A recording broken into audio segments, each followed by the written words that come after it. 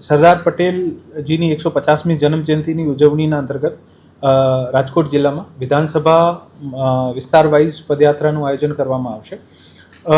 તારીખ 16થી લઈને 22 સુધી આખા રાજ્યમાં વિધાનસભા વિસ્તારોમાં આ આયોજન છે। આપણા જિલ્લામાં 16 તારીખથી 19 તારીખના વચ્ચે તમામ વિધાનસભા મત વિસ્તારમાં આયોજન છે।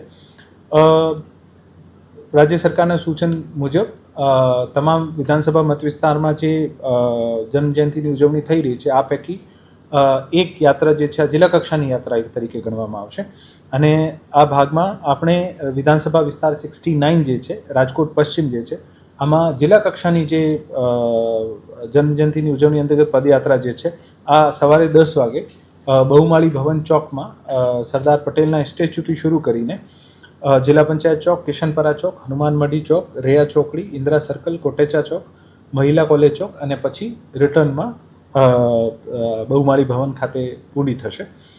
લગભગ 9થી 10 કિલોમીટરનો રૂટ છે અને 5000થી વધુ જે માણસો જે છે આમાં ભાગ લેશે। એવી જ રીતે જિલ્લાના તમામ વિધાનસભા વિસ્તારોમાં વિધાનસભા વિસ્તાર 70માં રાજકોટ દક્ષિણમાં 17 તારીખે સાંજે 3:30 વાગે આશાપુરા ચોકથી શરૂ થશે। વિધાનસભા વિસ્તાર 68 રાજકોટ પૂર્વમાં 18 તારીખે સવારે 10 વાગે જકાતનાકા મોરબી રોડથી।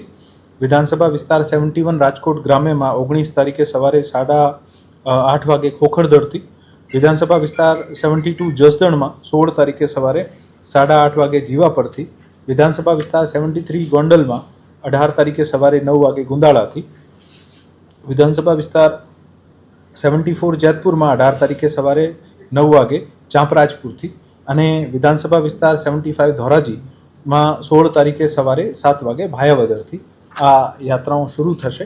અને ત્યાં આપણે આ જે યાત્રાઓ જે છે આ લગભગ 9થી 10 કિલોમીટરનો રૂટ દરેક યાત્રામાં છે અને આ યાત્રા દરમિયાન વિભિન્ન કલ્ચરલ એક્ટિવિટીઝ જે હોય અને સરદાર પટેલની જીવનથી રિલેટેડ જે પણ આપણે ઇન્સ્પિરેશનલ પ્રકરણો જે છે જે પણ આપણે આજના તારીખમાં યુવાઓને શીખવાની જરૂર છે આ બધી વાર્તાઓ પણ થશે।